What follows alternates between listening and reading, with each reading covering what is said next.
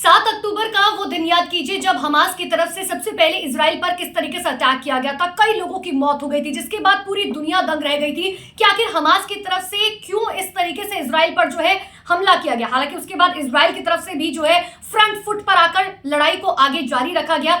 लेकिन 24 नवंबर की बात करें, क्योंकि जिस तरीके से लगातार खून खराबा हो रहा था, बंधकों को हमास जो है वो रिहा नहीं कर रहा था। इजराइल ने भी जो है हमास के तमाम लोगों को बंधक बनाया हुआ था, जिसके बाद इजराइल और मिस्र की तरफ से एक कोशिश ये की गई कि अब जो है युद्ध विराम करते हैं। तो 24 नवंबर को वो युद्ध विराम हुआ था, जिसके बाद 7 दिनों तक ये युद्ध विराम चला था। और इतनी ही नहीं, देखिए उस वक्त जो है दोनों की तरफ से लोगों को छोड़ा भी किया। अगर हमास की तरफ से बता दूं तो 7 दिन में 105 बंधकों को छोड़ा गया। इजराइल की तरफ से 240 कैदियों को जो है रिहा किया गया। लेकिन अब इन सबके बीच में एक कहानी जो है वो एक अलग ही मोड़ ले चुकी है, क्योंकि देखिए अब जब युद्ध विराम खत्म हो चुका है, हालांकि अमेरिका की बात करें, तमाम देशों की बात करें, तो ये जो 1 हफ्ते का युद्ध विराम था, कोशिश ये सबकी तरफ से की जा रही थी कि युद्ध विराम को जो है और आगे बढ़ाया जा सके। लेकिन ऐसा हुआ नहीं। ऐसा क्यों नहीं हुआ, अब मैं आपको ये बताती हूं। क्योंकि देखिए आईडीएफ की तरफ से, इजराइल की तरफ से जो है ये दावा किया गया है कि युद्ध विराम के दौरान जो है हमास ने उल्लंघन किया है नियमों का। यानी कि आप समझिए, युद्ध विराम ये होता है कि कोई भी जो है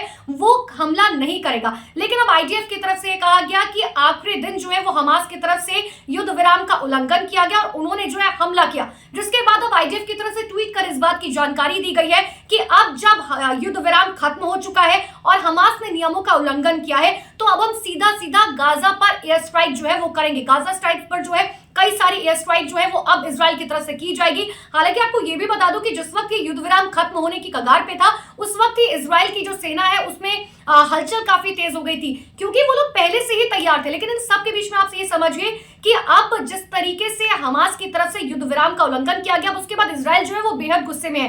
क्योंकि शायद एक बारी को ये हो सकता था कि अगर युद्ध विराम सही से चलता तो शायद युद्ध जो है वो खत्म होने की कगार पर होता, या फिर कुछ इस तरीके की स्थिति बनती कि युद्ध विराम जो है वो लंबा खिंच सकता था और दोनों ही तरफ से जो है और बंधकों को रिहा किया जाता। क्योंकि पूरी दुनिया फिलहाल ये चाहती है कि अब इस युद्ध पर जो है विराम लग जाना चाहिए, क्योंकि खून खराबे के साथ साथ लोगों की मौतें हो रही है। इतना ही नहीं, जिस तरीके से हमास की जो तस्वीरें सामने आ रही है, गाजा में जो स्थिति बनी हुई है, उस पर तमाम जो संगठन है, चाहे WHO हो, यूएनओ हो, अब वो चिंतित इस बात के लिए कि वहां पर स्थिति जो है वो बद से बदतर होती जा रही है। लेकिन इन सब के बीच में आप ये समझिए कि अब इजराइल जो है वो आने वाले दिनों में हमास पर एक बहुत बड़ा हमला करने जा रहा है, जिसकी रणनीति तैयार कर ली गई है।